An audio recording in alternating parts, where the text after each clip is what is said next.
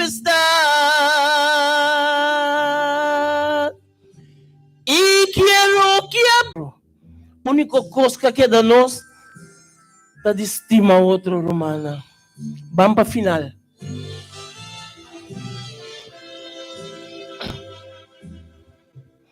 Me dijo, no me voy a quebrantar.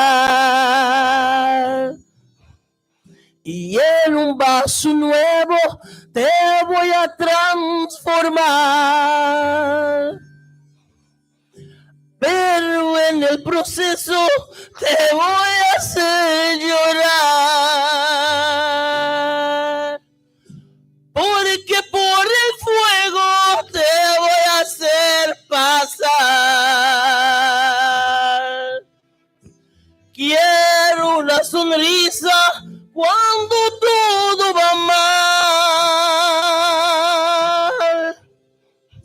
Quiero una alabanza en lugar de tu quejar.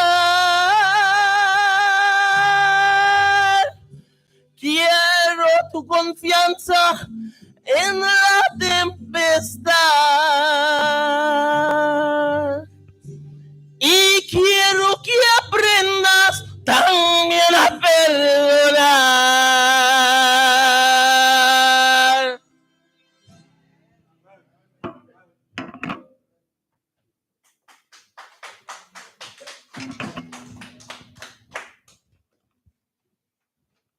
Passamos Deus danke para o Diana para trazer tremendo especial para nós e também com ela correr também. Esse momento na nossa nos Bíblia nós passa tempo que de 1 Pedro 2 versículo 9. 1 Pedro 2 versículo 9.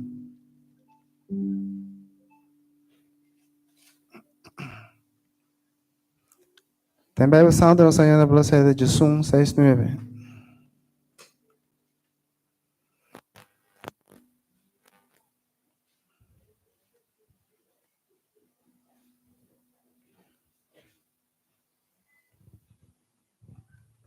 Nós tinha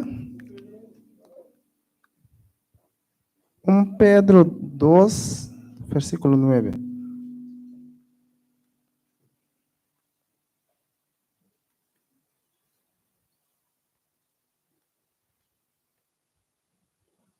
Ok, nós tinha. Tá pensando? A bosta raça escolhi, sacerdocio real, nação santo, pueblo peculiar. Para você por proclamar alabança não de sum o ayama boso for de escuridade a sua luz maravilhoso. Com a palavra que temos mente, a Senhora escolhe nosso pastor, quarto nosso pastor Ross, com outra tema titular de geestelijke taak van de Vader in het gezin. Com nosso porta referente, para que nos escuta a mensagem.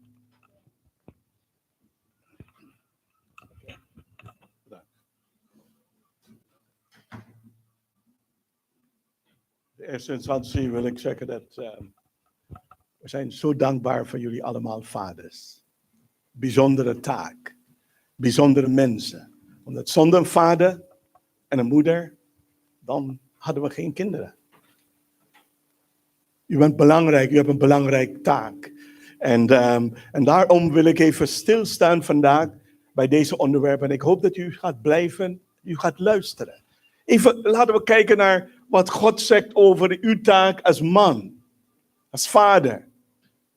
En de taak ook van een moeder is zeer belangrijk, maar vandaag hebben we het niet, de accent leggen we niet op de moeders, maar de vaders. Geestelijke taak van de vader in het gezin. Zullen we eerbiedig zijn om te bidden.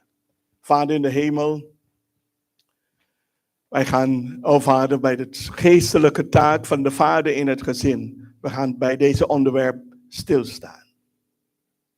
Wij vragen u, Vader, voor leiding. Wij bidden voor de uitstorting van de geest. Laat de geest van u, de Heilige Geest, overvloedig over ons komen.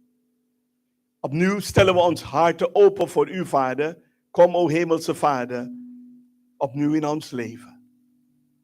Vader, we stellen ons harten open voor de Heer Jezus Christus. En we bidden dat, o Vader, dat de Heer Jezus zichzelf zal vestigen in ons hart. Kom, o Vader, door middel van de Geest en spreek tot ons hart. In Jezus' naam. Amen. Geestelijke taak van de Vader in het gezin. Zoals God altijd een vader voor zijn kinderen is, zo zal een vader voor zijn gezin zorgen. Die andere zin, dat is de tweede, om kinderen in de vrees des Heren op te voeden. Dat is de taak van is wel een taak voor beide ouders. Zo laten we even stilstaan. Kinderen wat? Op te voeden is wel een taak voor beide ouders. Maar, kijk de maar daar, maar de geestelijke heeft God voornamelijk aan de vader wat? Gelegd. Zijn vrouw en kinderen kunnen gered worden als gevolg van zijn geloof. Weet u dat als vader, als u een trouwe man bent, trouwe vader bent, dat je dient God oprecht uit uw hart. Daardoor uw vrouw kan ook inspiratie krijgen en ook uw kinderen ook. En ook andere mensen ook, uw broers en zusters, familieleden, vrienden. In het tegendeel is ook waar dat zij ook verloren kunnen gaan wegens zijn zonde en ongeloof. Zo de vader, zonde van de vader, ongeloof van de vader, kan ook leiden en ook inspiratie brengen over in de familie ook, om ook op de verkeerde spoor te gaan. God heeft zijn adem in de neus van Adam ingeblazen. En op dezelfde manier kan een vader de geest van God bij zijn kinderen inademen. En wat bedoel ik met dat? Als u een trouwe vader bent, een goede voorbeeld bent voor uw kinderen. Dan wat? Is net zoals u blies gewoon nieuwe leven in het leven van je kinderen. En dit is ook wat God van hem verwacht. Bij conceptie ontvangt een kind het leven van het bloed van de vader, zowel als de moeder. En we hebben een nieuwe wetenschappelijke ontdekking dat de kind hoeft niet de bloed van de vader te hebben op de moeder, maar de smelting van de twee bloeden kan ook een nieuwe bloed ontstaan, een nieuwe bloedgroep ontstaan. Juist de vader zal voor God moeten staan en verantwoording afleggen hoe hij zijn kinderen voor God heeft opgevoed. Dan moet hij kunnen zeggen, ja, einde, ontmoet de Heere. Heere, hier ben ik. En de kinderen die mij God gegeven heeft. God verwacht van hem dat hij niet zonder zijn gezin naar de hemel komt. Dat betekent dat de man heeft een belangrijke taak. Vaders hebben een belangrijke taak. Hoe zal hij dan dat kunnen als hij geen Godvrezend voorbeeld naar een hindernis voor hen is geweest? Bijvoorbeeld, de vader heeft een geestelijke taak. En God verwacht dat de vader dat geestelijke taak zal aannemen en uitvoeren ook. En als de vader dat niet doet, wat gaat gebeuren? Van wie krijgt de kinderen dat voorbeeld? Misschien de moeder kan dat ook zijn. Omdat vaak in verschillende gezinnen, soms als de vader in gebreken komt om zijn taak uit te voeren. Wie doet de taak van de vader? Automatisch. De moeder. Maar dat is iets Gods wil. Het is belangrijk dat een jongen en een meisje het beide ervaren wanneer God hen tot het huwelijk roept. Bijvoorbeeld, u hebt kinderen, ze zijn op leeftijd gekomen en ze willen gaan trouwen.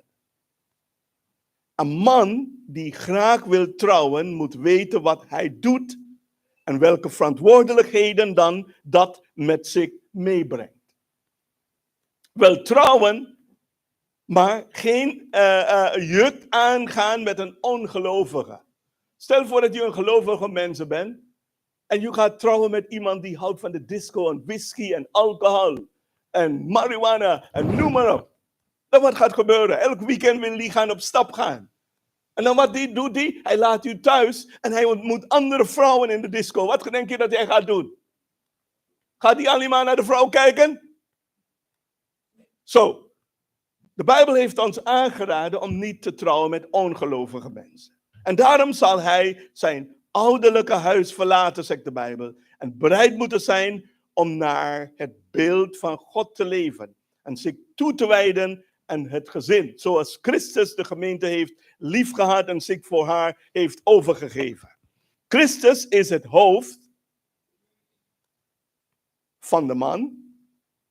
En de man is het hoofd van het gezin. En wat bedoelen we met dat? Hoofd wil niet zeggen baas. Er is geen baas in huis. Sommige mannen zeggen, ik ben hier de baas. Nee, je bent niet de baas. Je bent de leider van je gezin.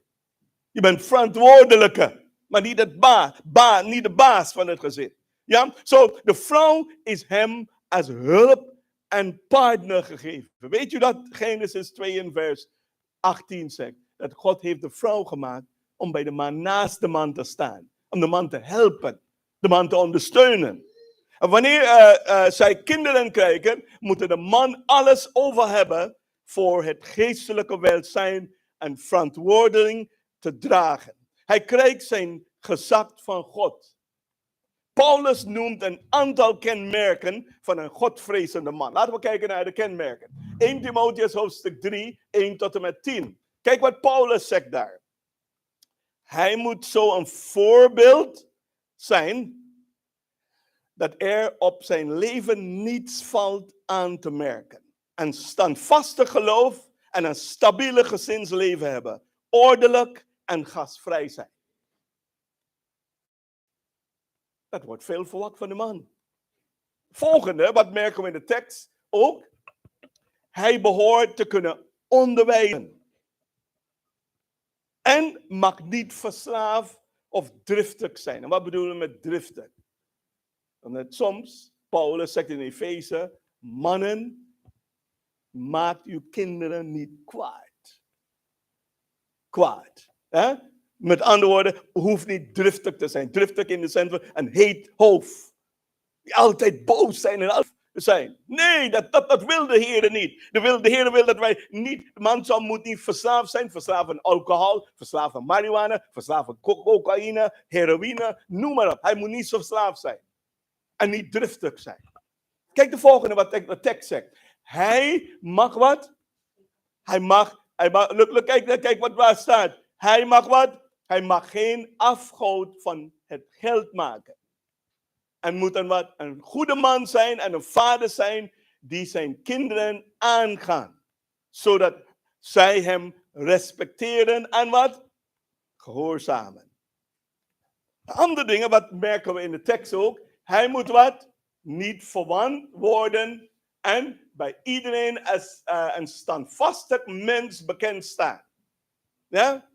Ook in de samenleving buiten de kerk. Hij moet als een goede mens staan.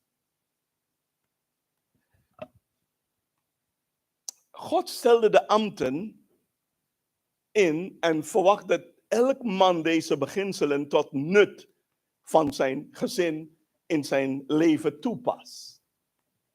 Hij heeft 3 ambten te vervullen. Laten we kijken. Wat heeft de man te vervullen? 3 ambten te vervullen. Zijn gezin onderwijzen als wat? Profeet. Dat is het eerste wat de Bijbel zegt. Hij moet wat? Zijn gezin onderwijzen als wat? Als profeet. Bidden als wat? Priester. En regeren als koning. Nou, we gaan dat even een beetje verfijnen straks. God roept hem Heer toe en verwacht om zijn opdracht getrouw uit te voeren. Er zijn niet veel vaders die hun gezin op zo'n bijbelse en goddelijke manier kunnen bedienen. Heel veel mannen, als je dit hun gaan voorleggen, dan zeggen ze, ik schiet tekort. Normaal gesproken zien maar weinig mannen kans om dit te volbrengen. De meeste vaders vragen zich af hoe dat moet. En zeggen, wie is tot deze dingen bekwaam?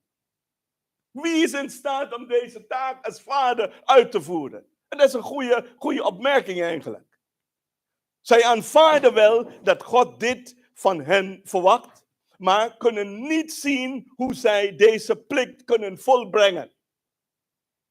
En dit moet hen uitdrijven naar de Heer. Als u merkt dat je tekort schiet, wat moeten we doen? Leunen op de Heer. Vraag de Heer voor wijsheid. Vraag de Heer voor leiding. Een man moet begrijpen dat hij gaandeweg eerst alles moet leren voordat hij het kan doen. Zo, de man moet het leren. Het wordt niet zomaar in een gezin geplaatst, maar groeit er door de jaren heen. Als u kijkt naar uw vader, heel vaak als ik kijk naar mijn vader was niet een goede voorbeeld. Ik had een slechte voorbeeld voor een vader. Hele slechte voorbeeld. Ik herinner nog dat als een kleine jongen, ik zit met mijn vader in een wagen. En mijn vader is met een andere vrouw in de wagen. En dat was niet mijn moeder. En dat moet ik allemaal zien als jongen. Maar mijn vader is tot bekering gekomen, ik moet het ook eigenlijk zeggen, later in zijn leven. Toen hij oud was, was hij bereid om de boodschap aan te nemen. Hij heeft alles gedaan in zijn leven en nu is de tijd voordat hij stierf. Met andere woorden, hij was nog niet met Alzheimer, nog niet hoor. Hij is goed op een goede, aardige tijd tot bekering gekomen. Maar ik had een slechte voorbeeld. Heel erg slecht voorbeeld. Zo, een man moet begrijpen dat hij gaandeweg eerst alles moet leren voordat hij het kan doen. En waar moeten we dat leren? Eerste les is uw eigen vader moet een voorbeeld zijn voor u. En zo kan ik ook, als mijn vader was een goede voorbeeld, kan ik heel veel van dingen van hem leren. Snap wat ik bedoel? Hoe hij zijn gezin leidt, hoe hij alles regelt. En ik kan leren hoe hij dit doet en dat doet. Maar één ding, ik heb heel veel dingen ook toch geleerd van mijn vader aan de andere kant. En weet je wat? Mijn vader heeft mij ook laten zien hoe hij dingen doet. Hij heeft mij laten zien hoe je schoenen maakt. Hij kon ook alles doen. Hoe je kan lassen. Hoe je kan dingen repareren. Dat soort dingen waren hij goed in. Hij was een goede voorbeeld in dat. Maar die andere kant van de geestelijke taak was die zwak. Hij wordt niet zomaar in een gezin geplaatst, maar groeit en daardoor door de jaren heen. En zo ook is hij ook tot een kerkelijke ambt worden geroepen. Een man kan ook tot een kerkelijke ambt geroepen. Het mooiste is dat wanneer een man daar kan ingroeien, niet geforceerd, maar op een natuurlijke wijze. Dat de man kan groeien in zijn relatie. En het is nog niet te laat, maakt niet uit hoe. Als je hebt het tekort geschoten, bijvoorbeeld, en je bent niet dat voorbeeld, je mag dat nu voorbeeld ook nu zijn. Of leren om een voorbeeld te zijn. Als een man eenvoudig gaat doen wat God van hem vraagt, zal God hem zegenen, hem leren en ook gebruiken. Ik zeg dat nogmaals. Als een man eenvoudig gaat doen wat God van hem vraagt, zal God hem zegenen, hem leren en wat? En gebruiken. Maar de man moet zichzelf openstaan daarvoor dat leiding. Hij groeit en leert door die dingen gewoon te gaan doen. En als hij elke keer doet en steeds weer oefent en probeert zal het na de hand spontaan gaan. Zo je leert, je blijft leren. En voordat je weet, dan ben je de vader, de ideale vader. Maar het neemt tijd. Hij moet de slag te pakken krijgen. En zo wordt Gods opdracht zijn hoogste roeping. En dan kom ik nu bij mijn eerste punt. De vader als profeet. Wat bedoelen we met dit hier? Vader als profeet. En zo heeft de Bijbel dat uitgelegd. Een profeet, als je kijkt hier naar de volgende dia's. Een profeet, wat? Preekt voor het volk en geeft onderwijs. Zo, wat doet de profeet? Hij preekt voor het volk en hij geeft onderwijs. Een vader zal tijd doorbrengen met God, zijn woord lezen, bidden en dit overdragen aan zijn wat? Aan zijn gezin. Hoor je mij, broer Michael? Ja. Zo, de bedoeling is, ja, dat u alles moet overdragen. De bedoeling is overdragen aan zijn gezin. Zo, wat moet de vader doen? De vader moet een voorbeeld zijn. De vraag is als vader, bent u toegewijd aan God of ben u niet toegewijd? Tijd doorbrengen met God en zijn woord lezen. Bidden en dit overdragen, het voorbeeld. Ik heb een tijd geleden iets gelezen over een predikant. En hij heeft zijn gezin zo opgevoed. 's Morgens, als ze opstaan, de kinderen moeten 15 minuten zelf de wijding doen. Daarna roept hij zijn gezin bij elkaar. En dan hebben ze 1 uur tijd door te brengen met het lezen van Gods woord. Ze doen dat 's morgens, 's middags en 's avonds. En dan, de bedoeling is, toen de kinderen op een bepaalde leeftijd kwamen, kunnen ze heel veel van de Bijbel citeren uit hun hoofd. Waarom? Omdat ze hebben zoveel van de Bijbel gelezen dat het ingeprint is in de hoofd. Een vader, kijk hier, zal tijd doorbrengen met wat? Met God. Zijn woord lezen, bidden en dat overdragen aan zijn gezin. Kijk de volgende. Hij moet ook kunnen preken en onderwijzen vanuit de Bijbel. Dat is Gods wil, dat is Gods wens. En dan, kijk de volgende. Hij moet ook getuigen, waarschuwen en troosten. Zo al deze dingen doet de vader. De vader is een getuigenis. Hij geeft een goede voorbeeld van zijn zonen. En ook zijn dochter en zijn vrouw ook. Ja? En dan moet hij wat waarschuwen. En wat bedoelen we met dat? Als de kinderen de verkeerde pad opgaan, leert de kinderen. En één ding zeg ik altijd, je moet ook vroegtijdig zijn met dingen. Leert uw kinderen, laat uw kinderen niet dingen ontdekken op school. Leert uw kinderen. En één ding is dat als een meisje heel jong is, een meisje moet ook weten wat menstruatie is van tevoren. Niet wachten tot het menstruatie komt en dan zeggen ze, wat is hier aan de hand, mama? Ben ik ziek geworden, weet ik veel. Oké, maar andere dingen is seksuele voorlichting. Moeten ouders ook duidelijk aan de kinderen ook leren. Dat ze ook wijs zijn. Leert hun dingen. Niet bang zijn om seksuele voorlichting te geven aan je kinderen. Doe dit op de juiste manier. Laat ze ook leren en wijs zijn. En als dat niet het geval is, we hebben heel veel jongens op school, soms zijn ook meisjes ook, die mensen kunnen verleiden. En ook mensen kunnen brengen op een verkeerde dwaalspoor. Zo, hij moet wat? Een getuigenis, waarschuwen en niet alleen dat, troosten. De kinderen zitten met moeilijkheden. Zit met je kind, praat met je kind. En dan als de kinderen hebben een bepaalde leeftijd bereikt, bijvoorbeeld jongvolwassenen, kan je niet proberen autoriteerd over te gaan over dat bij de kinderen. Praat met je kinderen, zit met je kinderen en bouw een vriendschaprelatie met de kinderen naarmate ze ouder worden. Ja? Hij kent zijn huisgenoten en weet hoe hij ze moeten vormen en onderwijzen, zodat God zullen leren kennen, hem volgen en liefhebben. Zo, met andere woorden, wat doet de vader? De vader leidt de kinderen om Christus te leren kennen. Kijk wat de Bijbel zegt hier. Deuteronomium hoofdstuk 11 en vers 19. Leert uw kinderen, sprekende als gij in uw huis zit. En als gij dan weggaat. Als gij neerligt en als gij wat opstaat. Zo, als je kijkt naar de tekst, dan merken we ook, je moet altijd bezig zijn om je kinderen te leren. Moeders moeten dat doen. En wie nog? Vaders ook. Deze plaats is te warm. Eigenlijk moeten we ventilators hier hebben. Het is warm. En ik denk dat daardoor mensen zal in slaap vallen. Ja? Zo, ik wil je vragen om je ogen open te doen. Ja? Niet in slaap vallen. Het is warm, ik begrijp het wel. Maar doe je ogen open. Ik heb nog een paar minuten en dan ga ik stoppen. Ja? Oké. De vader als wat? Priester. Ja? Zo, de andere taak van de vader volgens de Bijbel is als priester te zijn van het gezin. Ja? Het priester, wat doet de priester? Laten we kijken naar wat de priester. De priester wat? Offert en bidt voor wat? Voor anderen.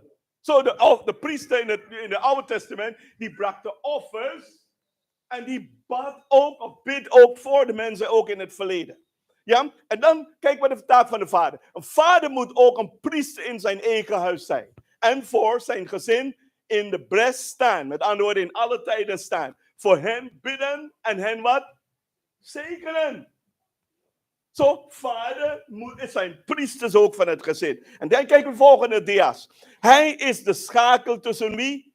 God en zijn gezin. Dat is wat de Heer van de man verwacht. Ja? In de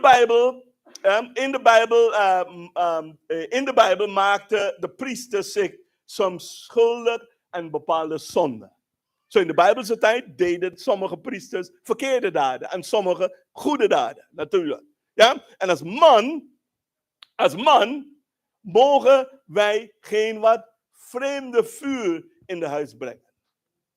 Zo de vader moet ook een goede voorbeeld zijn. Hij moet geen vreemde vuur. En je weet dat in de tempel, in de tabernakel, konden de mensen geen vreemde vuur brengen voor de Heer. Anders worden ze gewoon gedood.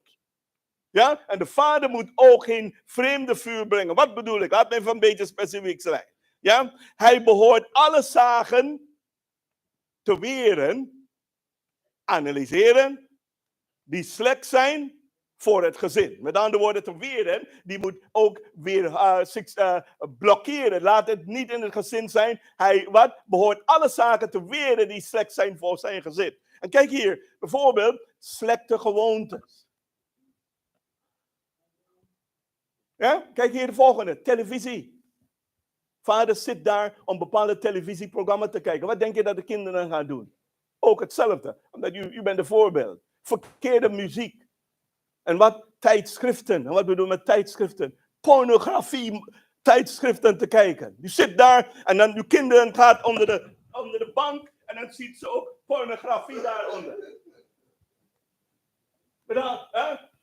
Niet alleen dat, films ook. In het verleden hadden we video's, maar die hebben we niet meer tegenwoordig. Maar op de online staat alles. Tijdschriften en ook roken. Als u rookt, wat denkt u dat gaat gebeuren? Uw kinderen gaan ook leren roken. U bent een voorbeeld, toch? Of niet? Niet alleen dat, maar kijk hier. Drank. Elke keer plek in de huis heeft een flesje vodka of whisky. Als de kinderen komen, ziet ze whisky onder de tafel. Wat gaat ze leren? Ze gaat leren ook drinken. Wat denk je van die anderen? Hoererij. U moet een voorbeeld zijn voor uw kinderen. En niet alleen dat, of andere zonden mag hij nooit toelaten. Zo de vader moet ook een voorbeeld zijn. Ja? En dat is wat de Heer van de Vader verwacht. Nou, laten we kijken naar een tekst. Kijk naar Psalmen 101 en vers 3. Ik zal geen wat? Beliaal stuk voor mijn ogen stellen. Andere woorden, ik doe en ik kijk naar de juiste dingen. Ik ben een goede voorbeeld voor mijn vrouw en ook mijn kinderen. Laatste punt. De vader als wat?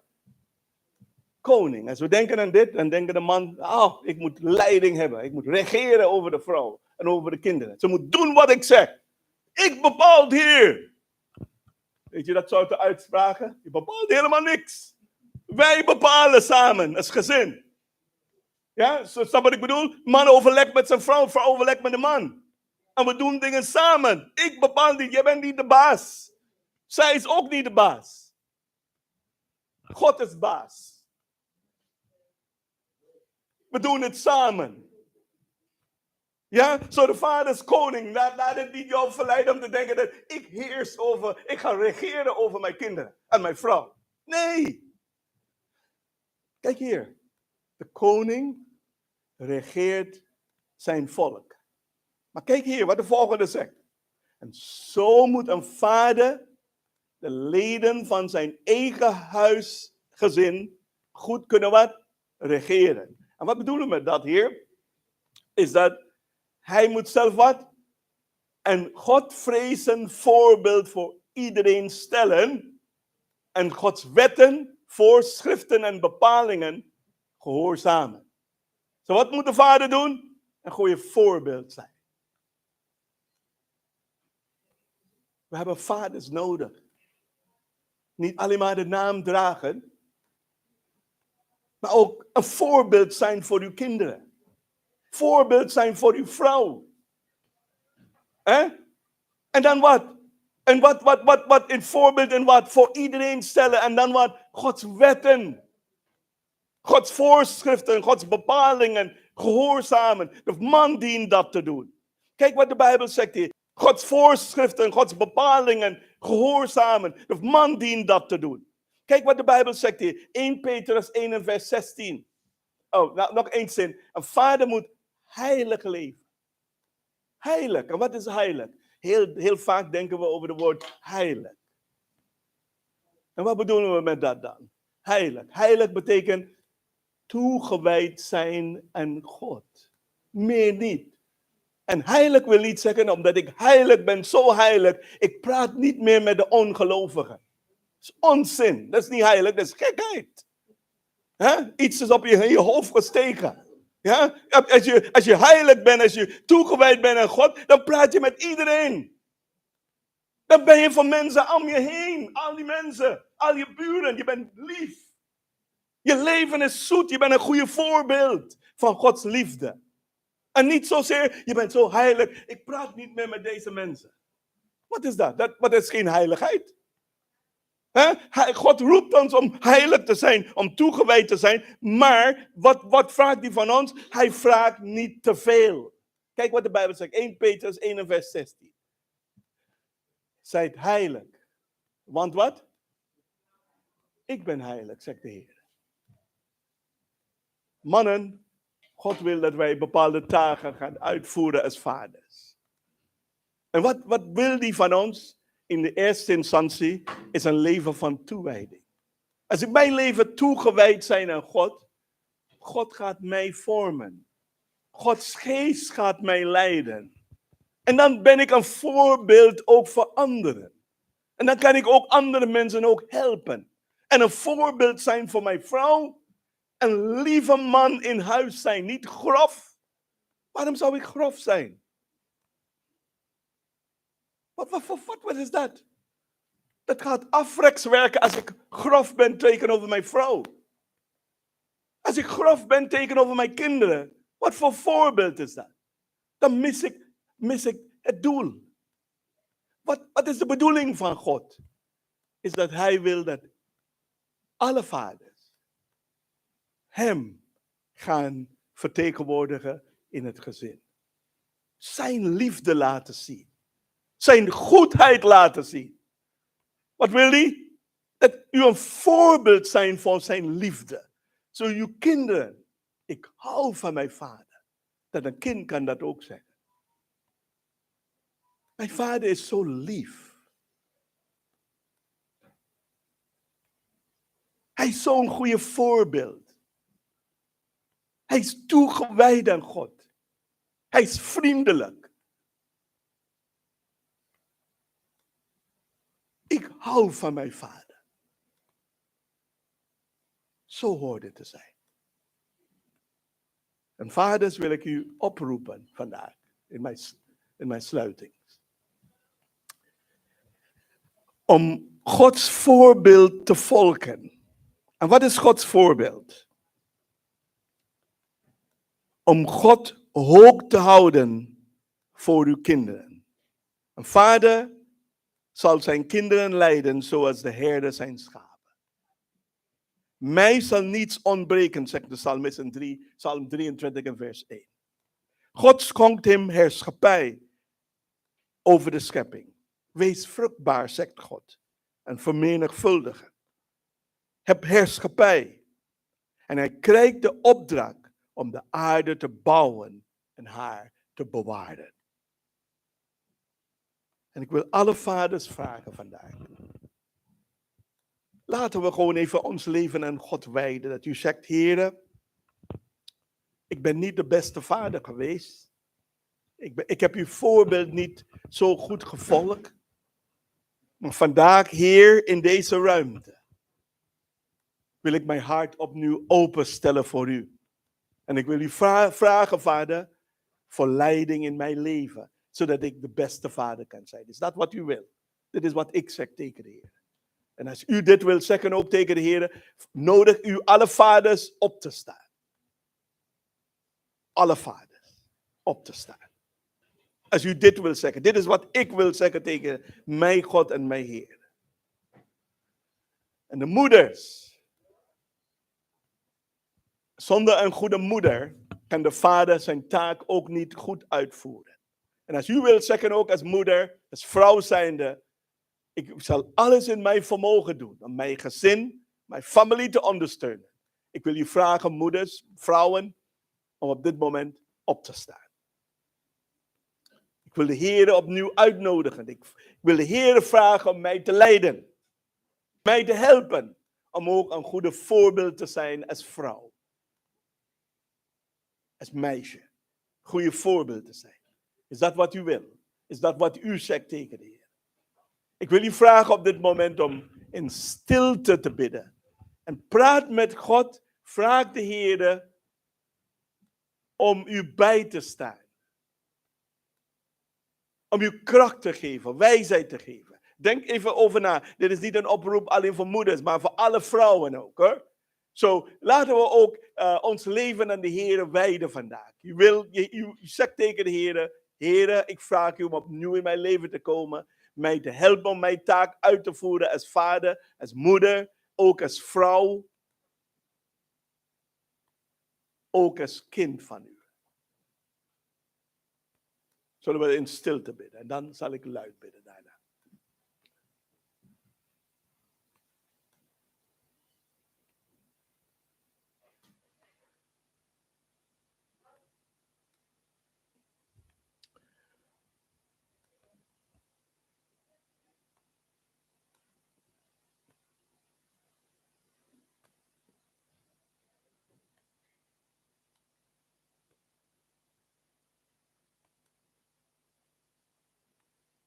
Onze Vader in de hemel. Vandaag stellen we ons harten, o Vader, opnieuw open voor u. Als vaders, u hebt ons geroepen om de taak te vervullen als vaders. U hebt ons de taak gegeven ook om als priester van het gezin te zijn. Als profeet, priester en ook als koning. In het bijzonder, Vader, geven we onszelf volledig over aan u. We stellen ons harten opnieuw open voor u, Vader. We stellen ons harten open opnieuw voor de Heer Jezus Christus. En we bidden, o Vader, voor de uitstorting van de Geest. Zodat u ons helpt, o Vader, om in de eerste instantie om toegewijd te worden aan u. Dat u de leiding over ons heeft. O Vader, we bidden voor de uitstorting van de Geest, dat de Geest ons helpt, o Vader, om een persoonlijke relatie met u aan te gaan. We bidden over dat u ons helpt om ons taak uit te voeren als profeet, te spreken namens u. Uw woord ook te verkondigen in het gezin, de kinderen te onderwijzen. Wij bidden, o Vader, dat u ons helpt om ook ons taak als priester te bidden voor ons gezin. En een voorbeeld te zijn, voorbeeld in alles te zijn. Help ons ook als koning te zijn en koning goede leiding te geven aan het gezin. Het gezin goed te ondersteunen.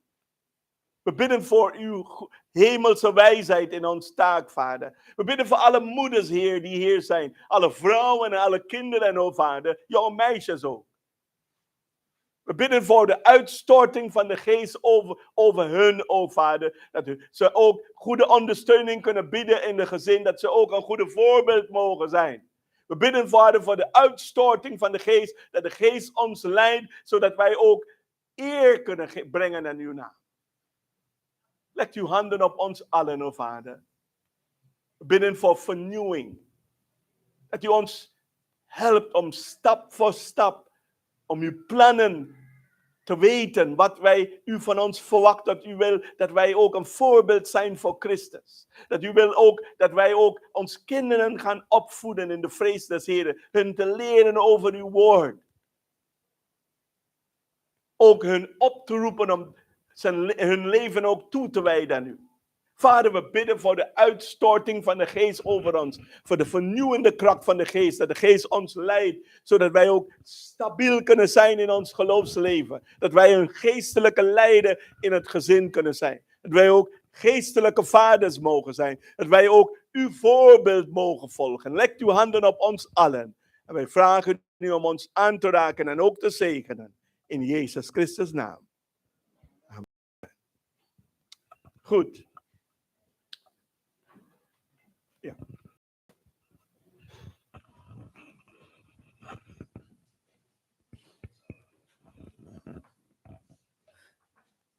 A tarde, Senhor Deus, danke por o nosso pastor, por esse bonito tema para nós. Como é neoma para nós, que está etacna para nós tem que cumprir com ele. Guardando de Cristo. Esse é o que eu quero chamar para que dias uma ofrenda e também nós prestem.